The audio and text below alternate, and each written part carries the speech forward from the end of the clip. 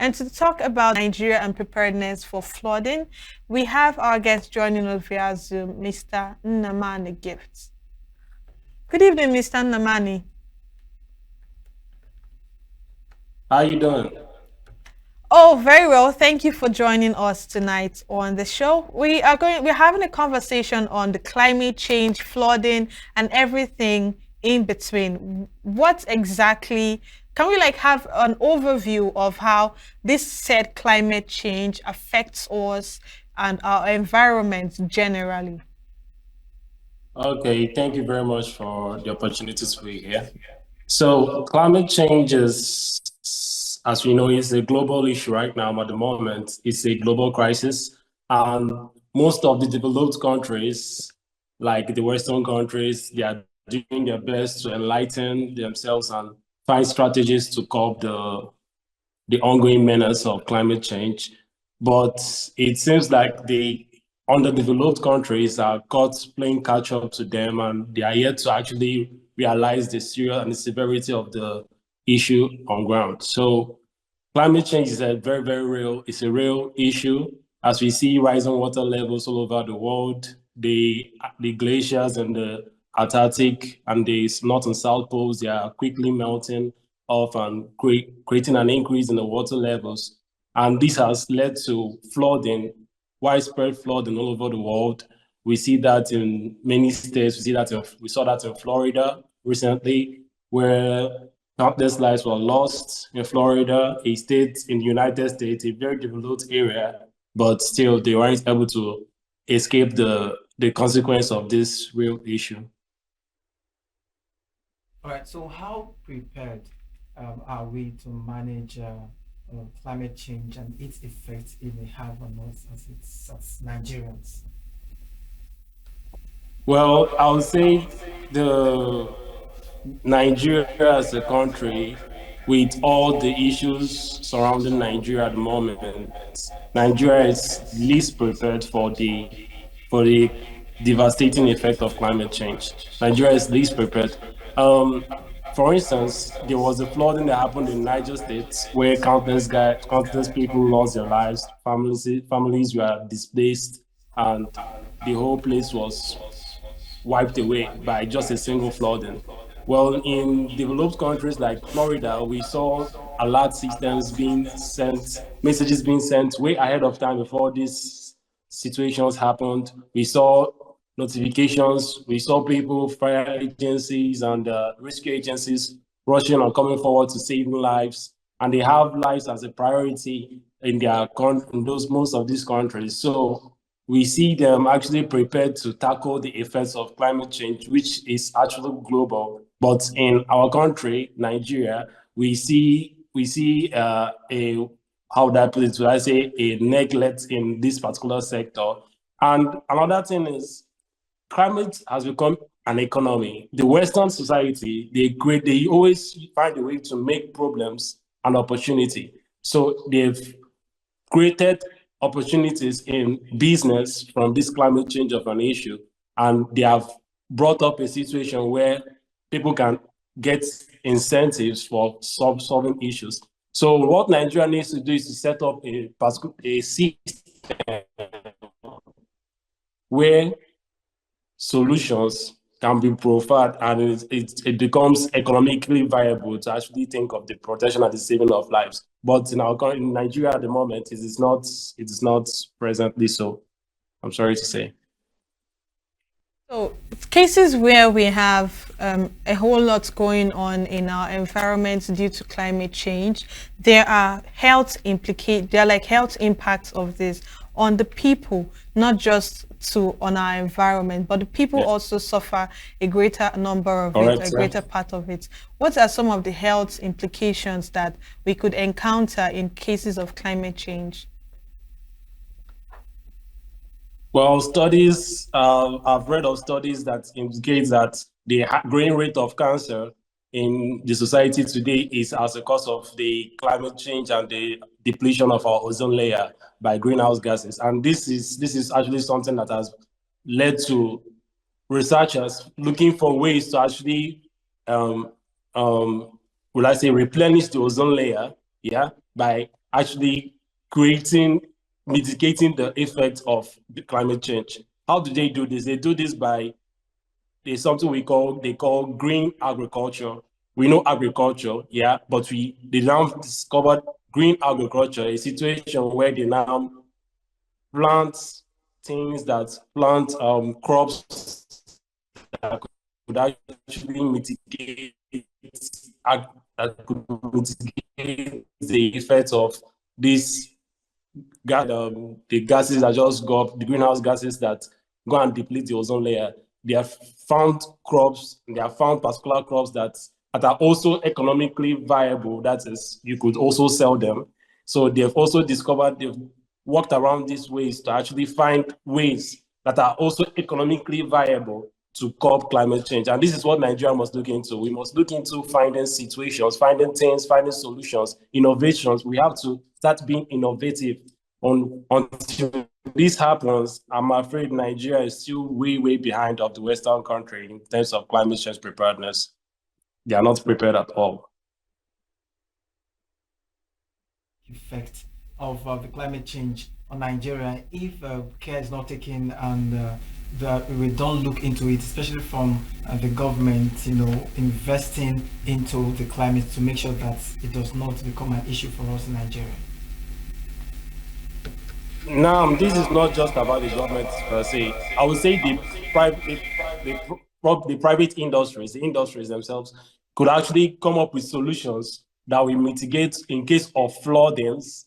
They could create systems, alert systems. These apps that we are using in Florida to alert people about the disaster was about to happen. They are developed by the citizens. They are developed by countrymen. They are developed by companies. So it's actually everyone's job to make sure that this situation is caught. Yes, of course, the greater responsibility lies with the government, but then the government is of the people. So the people need to step up and find ways to curb it. When things are not going wrong, we have to come out and speak, and we have to take actions that actually benefit us as society. So let's look at the solution to this problem. What are some of the ways that we can use to reduce the greenhouse gas emission? Well, like I earlier mentioned, thank you for that question. Like I earlier mentioned, there are crops. So one thing people don't understand is the seabed actually absorbs most of these greenhouse gases. We know photosynthesis, the principle of photosynthesis, right?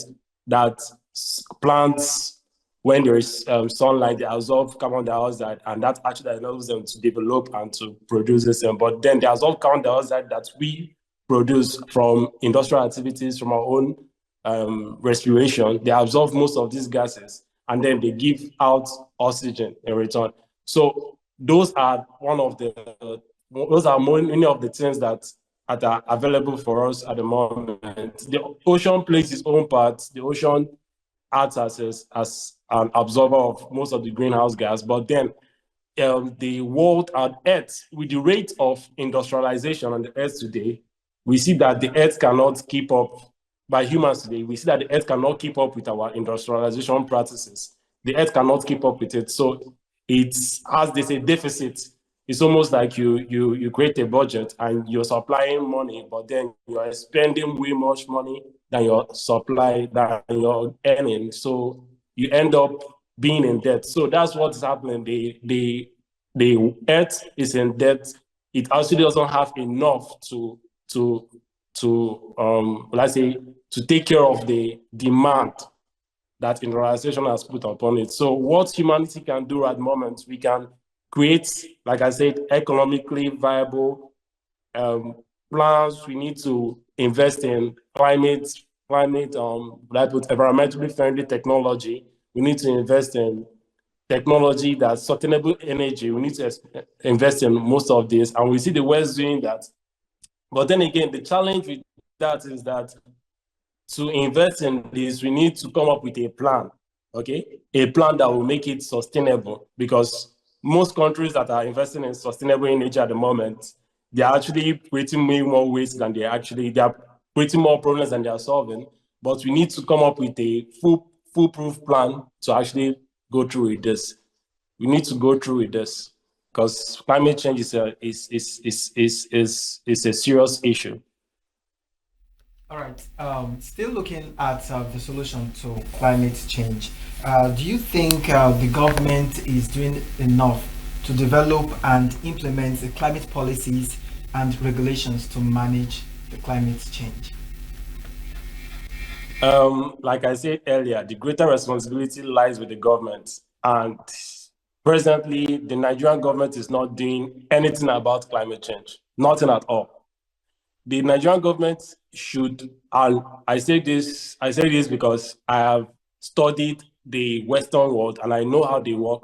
We see companies like Tesla, we see companies that are invested in climate or in environmentally friendly technology and sustainable energy. They get incentives from the government. Incentives I'm speaking about come in form of tax, freedom from taxes. We see them tax cuts. We see things like that. We see also that some government actually give them grants, give them some form of government assistance to actually see through their plan. So this actually encourages them to go through this, and they spend billions of dollars on research and innovation to make sure that this situation is tackled. So the Nigerian government hasn't started any of this. It hasn't started, doesn't even gotten to the point of what I say, it's playing catch up to the Western world. That's the truth of the matter.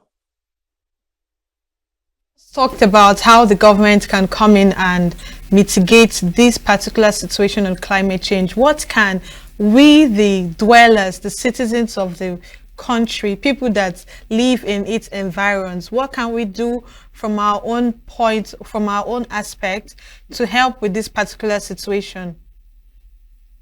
Now, the Western world, one thing about the Western world that it is not same in most developing countries. We see they have a surplus of energy. They have a surplus of energy, but yet their energy is green. They have what they call green energy. So Africa, Nigeria, most African countries are yet to achieve that. And the truth of the matter is we actually need global cooperation to tackle this issue, because the climate change doesn't affect just one part of the world. It affects the whole world. So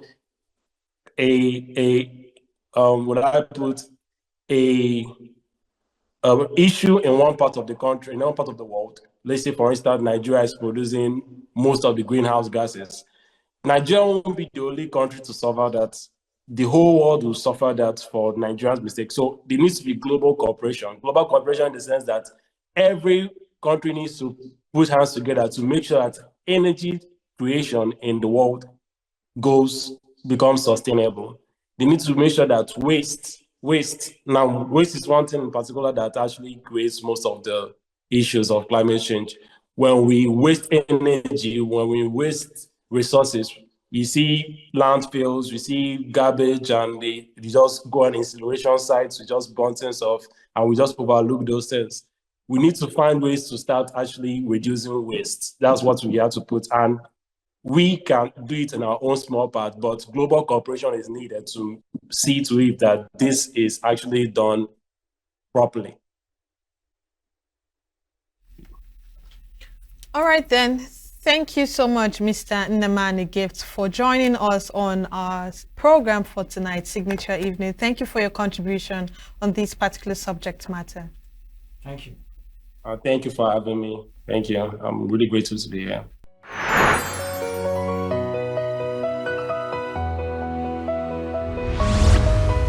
Save Nature TV, news in your pocket.